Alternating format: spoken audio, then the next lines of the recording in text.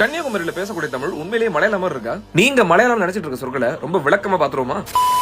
தண்ணீருக்கு மலையாளத்துல வெள்ளம்னா அப்ப இது என்னது? வெள்ளத்தணையது மலர் நீட்டம் மாந்தர்த்தம் உள்ளத்தணையது உயர்வு. கண்ணத்தை மலையாளத்துல கவுள்னு சொல்றாங்கன்னா அப்ப இது என்னது? மெய்கொள் பெரும் பணி நலிய பலருடன் கைகொள் கொள்ளியர் கவுள் புடையு நடுங்க. மயில் இறக மலையாளத்துலதான் மயில் பீலின்னு சொல்லுவாங்கன்னா அப்ப இது என்னது? மயில் பீலி சூடி நிற்கும் மன்னவன். அதே போல ஞாபகம் என்பதற்கு மலையாளத்துல ஓர்மா அப்படின்னு ஒரு சொல் பயன்படுத்துறாங்கன்னா அப்ப இது என்னது? ஓர்த்துள்ளம் உள்ளது உணரின் ஒரு தலையாய் பேர்த்துள்ள வேண்டாம் பிறப்பு. பல பழத்தை மலையாளத்துல சக்கப்பழம் சொல்லல, தமிழ்ல தான் சக்கப்பழம். ஏன்னா சக்கச்சக்கையா இருப்பதனால சக்கைப்பழம். அப்புறம் இந்த மனசுலாயோ,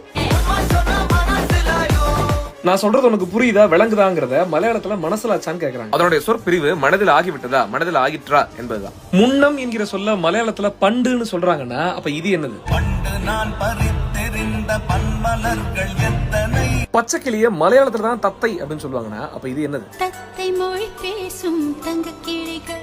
நிலவ அம்புலிங்கிறதோ போதும மதிங்கிறதோ அச்சத்தை பேடிங்கிறதோ நாய பட்டிங்கிறதோ சோம்பல மடிங்கிறதோ கூப்பிடுறத விழித்தலுங்கிறதோ மிதத்தல சவுட்டுதல்ங்கிறதோ குளிர்ச்சிய தணுப்புங்கிறதோ இவைகள் எல்லாமே தமிழ் சொற்கள் தான். மலையாள மொழியில் இருக்கக்கூடிய சமஸ்கிருத சொற்களை நீக்கினீங்கன்னா அது போல இனிமையான ஒரு பழந்தமிழை நீங்க இன்னைக்கு எங்கேயுமே பார்க்க முடியாது.